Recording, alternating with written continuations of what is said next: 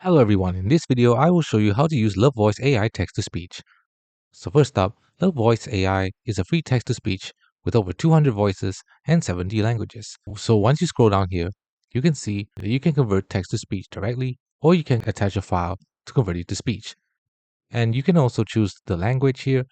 As you can see, there are many different languages that you can choose from different regions, as well as the different voices that are available.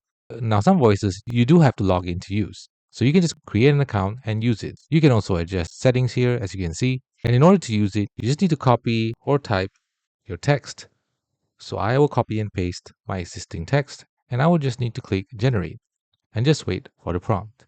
Life often feels like a series of shifting landscapes, some familiar, some unexpectedly challenging, but each change offers a chance to notice something new And once that is done, you can clearly see that it has been converted into about speech. ourselves. And you can even download it right here by clicking the download button. And you should be able to download the voice clip. And that is how you use Luvvoice AI.